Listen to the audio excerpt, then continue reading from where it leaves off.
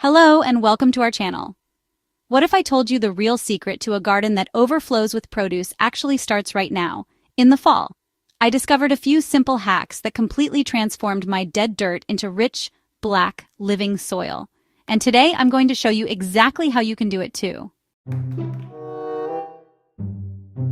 Alright, the first and most important hack sounds almost too simple, but it's the foundation for everything else, giving your garden a clean slate. After a long growing season, our gardens are full of leftover plants. It's tempting to just let it all break down over the winter, but trust me, that can be a huge mistake. Those old tomato vines, squash plants, and wilted leaves, they're the perfect 5-star hotel for pests and diseases. Things like fungal spores and insect eggs will happily shack up in that debris all winter, only to pop out next spring ready to destroy your brand new seedlings. So the first step is to go through your garden beds and pull out all the finished annual vegetables, herbs, and any weeds that have shown up. Be ruthless. Anything that showed even a hint of disease, like powdery mildew on squash or blight on tomatoes, needs to be thrown out or burned far away from your garden and compost pile. Healthy plant matter, on the other hand, can go right into your compost. This one simple cleanup is your best line of defense and stops you from fighting the same old pest and disease battles year after year. For years, I thought the only way to fix my compacted soil was to rent a giant, angry tiller and churn it into a fine powder. It turns out I was doing way more harm than good. Heavy tilling absolutely destroys the delicate soil structure, all those little air pockets and channels that water and roots need to survive. It basically demolishes the home that your beneficial microbes and earthworms have built. So, hack number 2 is to loosen the soil, not obliterate it. We just want to gently aerate the top 8 to 12 inches to break up any serious compaction from the season's foot traffic and heavy rain. The perfect tool for this is a simple garden fork, or even better, a broad fork. You just press it into the soil, give it a little rock back and forth to create some cracks, and pull it straight out. Move over a few inches and do it again. You're not flipping the soil, you're just opening it up, creating pathways for oxygen and water to get in deep. This light aeration makes it so much easier for the good stuff we're about to add to work its way in. It's a vital step that creates a soil that can breathe and drink deeply, the perfect environment for a massive root system come spring. Now for my favorite part, and honestly the hack that gives you the biggest, most dramatic transformation, feeding your soil a massive fall feast. All summer long, your plants were taking nutrients out of the ground, right? Fall is our chance to give back and load those reserves back up. The main course on the menu is organic matter, especially compost and well-rotted manure. Think of this as a gourmet meal for the billions of microorganisms in your soil. These microbes are the real heroes of your garden. They break down organic matter into the exact nutrients your plants can absorb. Adding a thick 2 to 3 inch layer of compost across your beds is like throwing an all-you-can-eat buffet for them that lasts all winter. As rain and snow fall over the next few months, all those incredible nutrients will slowly work their way down, creating a super rich zone right where your new plant's roots will be.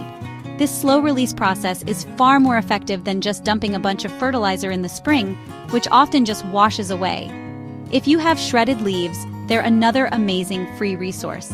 They add carbon and create a beautiful soil texture that holds moisture. When it comes to this good stuff, you almost can't overdo it. Go ahead, spread it on thick. If you're already getting excited about building your best ever soil this fall, do me a quick favor and hit that subscribe button. I share tips like these all the time to help you get incredible results with way less work. It really helps the channel, and I'd love for you to be part of our gardening community. Once you've put your beds to bed with that beautiful layer of compost, it's time for hack number 4, tucking them in with a protective winter blanket. Think about it. In nature, you almost never see bare soil. Bare soil is vulnerable.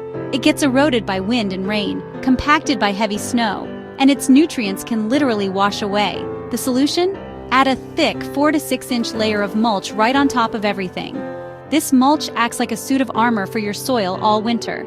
It insulates the ground, keeping the soil temperature more stable and protecting all that microbial life from extreme freezes. It smothers weed seeds, which means far less weeding for you in the spring. And just like the compost, this mulch will slowly break down, adding even more valuable organic matter to your soil. What can you use? Shredded fall leaves are my absolute favorite. They're free and full of minerals. Straw, wood chips, or even pine needles also work wonderfully. This single step ensures that when spring arrives, you'll pull back that mulch to reveal soil that is dark, moist, and absolutely ready to plant. Now, if you want to take your fall soil game to the absolute next level, you have to try hack number 5, planting a cover crop. Think of it as a living mulch that is actively working to improve your soil all winter long. Cover crops are plants you grow not to harvest, but purely for the benefit of the soil. You sow the seeds about 4 to 6 weeks before your first hard frost, and they quickly grow into a dense carpet of green. This living blanket does everything a mulch layer does: prevents erosion, suppresses weeds, protects the soil, but it also does so much more. The roots of cover crops like winter rye or oats create a massive underground network that breaks up compacted soil naturally. And if you use a legume like hairy vetch or crimson clover, they perform a little bit of magic. They actually pull nitrogen, a vital plant nutrient, right out of the air and store it in their roots. It's basically free fertilizer for next year's garden.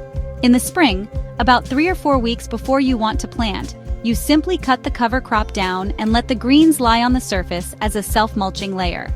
They'll decompose and release all those incredible nutrients right where you need them. It's honestly one of the most powerful ways to actively and sustainably build fertility. So, there you have it. That's the game plan. First, we clean out the old debris to evict pests and diseases. Second, we gently loosen the soil with a fork to help it breathe. Third, we lay out the feast, a thick layer of compost and organic matter to feed the soil life. And finally, we tuck it all in with a protective blanket, either a deep mulch or a living cover crop. For years, I fought my soil, trying to force it to perform every spring. The second I shifted my focus to nurturing it in the fall, everything changed. I stopped treating my garden like a construction project and started treating it like a living, breathing ecosystem. The result has been less work, healthier plants, and harvests that are beyond anything I ever thought was possible. I promise you, if you take a little time to use these hacks this fall, you won't even recognize your garden soil next spring.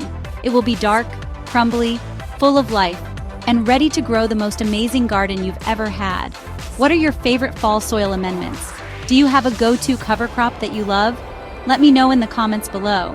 I seriously love learning from all of you. And please don't forget to subscribe to our channel while you're here. Thanks for watching and happy gardening.